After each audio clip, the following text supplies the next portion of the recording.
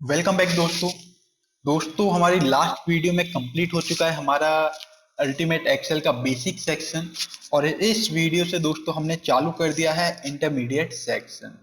तो गाइस, इस Excel file की लिंक भी मैंने आपको डिस्क्रिप्शन में दे दी है। आप लिंक को ओपन कीजिए, वहां पे आप ये फाइल देख सकते हैं। फाइल का नाम है स्टूडेंट डाटा। इस फाइल से दोस्तों हम अपना चालू करने वाले हैं इंटरमीडिएट सेक्शन। तो चलिए दोस्तों, पहले इस फाइल को थोड़ा फॉर्मेटिंग कर देते हैं। हमारे पास डाटा रेडी है। इधर मैं इस ग्रुप को एक कलर दे देता हूँ कोई। होम सेक्शन में बैकग्राउंड में हम रख देते हैं okay green colour and white colour. अब इसे कर देते हैं हम थोड़ा बोल्ड। तो यहाँ पे हमारा दोस्तों कलर हो चुका है, थोड़ा सा हमने कलर दे दिया है और इसमें नीचे हम कर देते हैं बॉटम बॉर्डर। तो गाइस, यहाँ पे हमारा ये हो चुका है रेडी। अब आपको करना क्या है? तो गाइस, सबसे पहले मैं आपको बता देता हूँ कि एक्सेल के कुछ ऐसे फीचर होते हैं जो ऑटोमेटिक रीड करते हैं कि आपका टेबल कितना है, आपकी टेबल कहाँ से लेके कहाँ तक है। और सपोज दोस्तों हमने ये एक बनाया है, चार्ट बनाया है, एक स्टूडेंट डाटा बनाया है। तो यहाँ पे आप देख सकते हैं दोस्तों 59 रो तक है। रो नंबर 1 से लेके 59 तक हमारा ये डाटा है दोस्तों।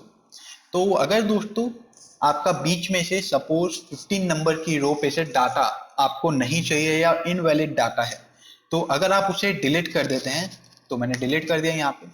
अब आप यहाँ पे देख सकते हैं दोस्तों कि आपकी ये जो टेबल है, आपका जो डाटा है, उसके बीच में गैप आ चुकी है। अब ये गैप दोस्तों क्या करती है? ये गैप आपके दोनों डाटा को अलग अलग डाटा प्रोवाइड करती है। मतलब एक्सेल को ऐसा लगता है कि ये ऊपर वाला एक टेबल अलग है एंड नीचे वाला एक टेबल अलग है दोस्तों। तो गाइस, अगर आपके साथ भी ऐसा होता है, अब मैं आपको दिखा देता हूँ, डेमो दिखा देता हूँ। मैंने एक टेबल में कहीं भी आप रैंडम कहीं भी क्लिक कर दीजिए आपके जो भी डाटा है उसके अंदर, और सिंपली आप कंट्रोल ए प्रेस कर दीजिए। तो आप देख सकते हैं दोस्तों, यहाँ पे उन्होंने वही चीज सिलेक्ट की है जो एक्सेल को लग रहा है कि एक सेपरेट टेबल है। अगर यहाँ पे एक गैप नहीं होती, मैं कंट्रोल जेड करता हूँ दोस्तों, यहाँ पे एक गैप नहीं होती और मैं अब रैंडम कहीं भी टैप कर देता हूँ, इसके बाद मैं कंट्रोल ए प्रेस करता हूँ, तो आप यहाँ पे देख सकते हैं दोस्तों, इन्होंने पूरा का पूरा टेबल सिलेक्ट कर लिया है। अब एक्सेल को लग रहा है कि ये कंप्लीट एक सेट ऑफ डाटा है दोस्तों। इसलिए दोस्तों कहीं भी आपको ब्लैंक स्पेस नहीं छोड़नी है। जहां पे आपका काम नहीं होता है उस रो को या उस कॉलम को आप डिलीट कर दीजिए, ताकि एक्सेल को ऐसा लगे कि आपका जो भी डाटा है वो सिर्फ एक ही टेबल में अरेंज है। एक्सेल को दो अलग अलग टेबल ना लगे दोस्तों। और एक और बात दोस्तों, कि क्या एक्सेल को पता चलता है कि हमने जो भी डाटा किया है उसका हेडर हमने क्या रखा है, फुटर क्या रखा है, या फिर उसकी कोई मेन्यू बार क्या रखा है, या उसका कौन सा सेक्शन हमने रखा है? तो जी हाँ दोस्तों, एक्सेल को पता चलता है। एक्सेल ऑटोमेटिकली आपकी फर्स्ट रो को रीड कर लेता है। फर्स्ट रो में आज जो भी आप रखते हैं, एक्सेल उसे ऐसा मेन्यू काउंट करता है दोस्तों। अगर फर्स्ट रो आपकी ब्लैंक है तो वो ऑटोमेटिकली सेकंड रो को काउंट करेगा दोस्तों। तो यहाँ पे दोस्तों फर्स्ट रो में रजिस्ट्रेशन आईडी हमने लिखी है। तो एक्सेल को पता है कि ए कॉलम में जितने भी नंबर हैं, फर्स्ट रो को छोड़ के जितने भी सेकंड थर्ड फोर्थ में जितने भी नंबर हैं, वो रजिस्ट्रेशन आईडी है। तो जैसे कि दोस्तों यहाँ पे B1 में हमने लिखा है नेम, तो एक्सेल को ये पता है कि B1 को छोड़ के नीचे, मतलब B2 B3 B4 ये जितने भी हैं वो सब नेम है, मतलब नाम है। सेम इसी तरह से दोस्तों एक्सेल को ये भी पता है कि कौन से मंथ में हम ज्वाइन किया है, कौन से ईयर में ज्वाइन किया है, कौन सा कोर्स हमने सिलेक्ट किया है, या कौन से हम ग्रुप में है दोस्तों। ABC 3 ग्रुप में मैंने इसे डिवाइड किया है।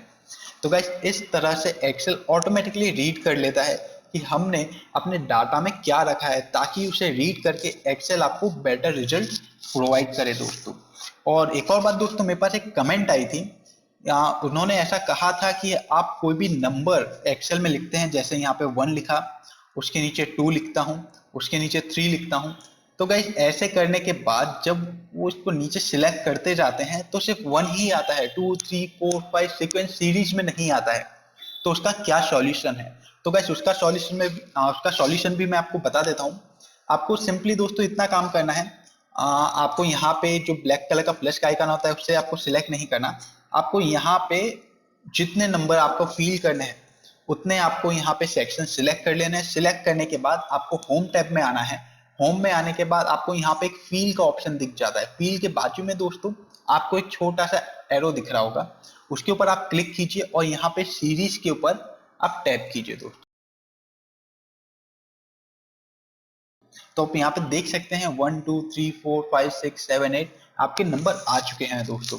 ये स्पेसिफिक दोस्तों एक यूजर ने कमेंट किया था मेरी वीडियो पे कि उनको ये प्रॉब्लम आ रही है, तो उसके लिए दोस्तों मैंने ये सॉल्यूशन बताया। अब इसको हम कर देते हैं डिलीट। तो चलिए दोस्तों, इस वीडियो के लिए बस इतना ही। जल्द ही मिलेंगे हम अपनी अगली वीडियो में।